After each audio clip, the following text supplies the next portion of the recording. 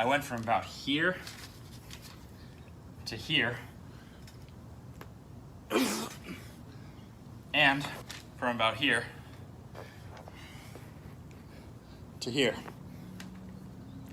What did I just do? Well, I just handled my own body at my knee joint. That's it. The back and the front side of my knee joint. How did I get there? Well, on the Nordic, you could see that how much the hips bend and how much assistance you use on the way back up determines the difficulty. So you can just put in gradual energy over time and improve. And with the reverse Nordic, how high you elevate the foot and how far you go back determines the difficulty.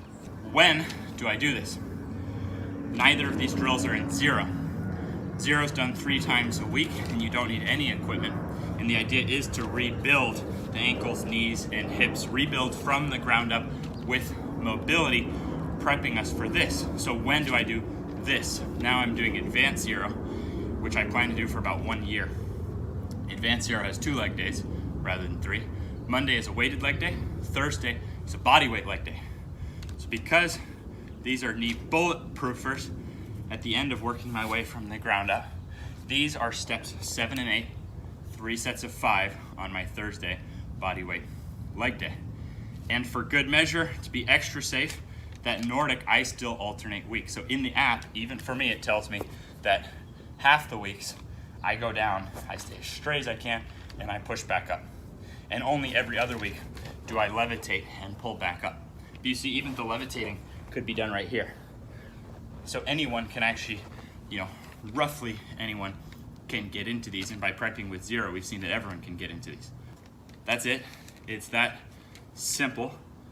So let's go over conclusion now. Whenever I figure out anything new, no matter how simple, no matter how boring, such as, wow, I can just elevate my feet for a reverse Nordic so someone can progress right from home. So anyone who has a home gym and has a squat rack, I've loaded the bar more than I weigh, and I've loaded on the other side so that I'm 100% safe to do my Nordic. This is a ProSource Fit pad off Amazon. I like extra thick pads because you don't want any discomfort to take away from how hard you can exert. And then I just have a towel on the bar.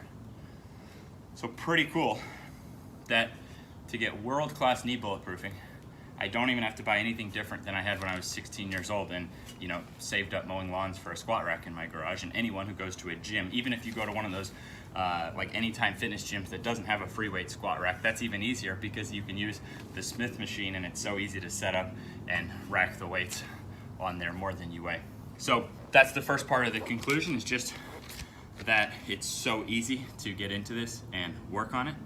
And I will link, the videos are outdated, but I will link into the description my original Nordic and reverse Nordic videos, which were the most viewed in YouTube history for either of those categories, but they're slightly outdated. We actually have a simpler progression now. You'll see the difference, but you will see a bunch of different ways to mimic the equipment and a bunch of different ways to get into these two. So I will link those 2 unlisted videos in the description, so you could look into this stuff further if you want. The real big purpose here is that so many physios have reached out to me about these Nordics and reverse Nordics, saying how much they support me promoting this because they believe those are the 2 greatest bulletproofers against knee injury, like to prevent knee injury from happening in the first place. So what's scary is not being able to handle your body at your knee joint. That's scary, and my mission is making the process of getting that ability on either side of the joint not scary. You see what I mean? So I will close it out with my mother, who's 67 years old. And if you want to make it a little more enticing, okay, I broke my high school's record for 40-yard dash in terms of slowest ever timed in the varsity basketball team's history. So I knew I was slower than every other kid, and I didn't think that would ever change, and puberty didn't change it. And it wasn't until much later, into my mid to late 20s, realizing the value of the Nordic, among other things, and just gently putting in that effort once a week, but really polishing it so you never have to work through pain. You work at your level.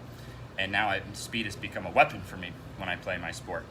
And now what's pretty cool is I'm 30, and I know that going forward, as the older I get, the faster I'm gonna get in the population, because I'm literally getting more bulletproof to prevent injury in the first place while making it easier to spin my own wheels. And my mom's 67 and she runs like someone half or less than half her age. So I think that's pretty inspiring. She works on these once a week. So I wanted to leave you with her. She's the hardest worker I've ever known, and she inspires me every day. To this day, she still works harder than anyone I ever know. So Mama, thanks for you, and also thanks for inspiring us that we can age differently than we're expected to.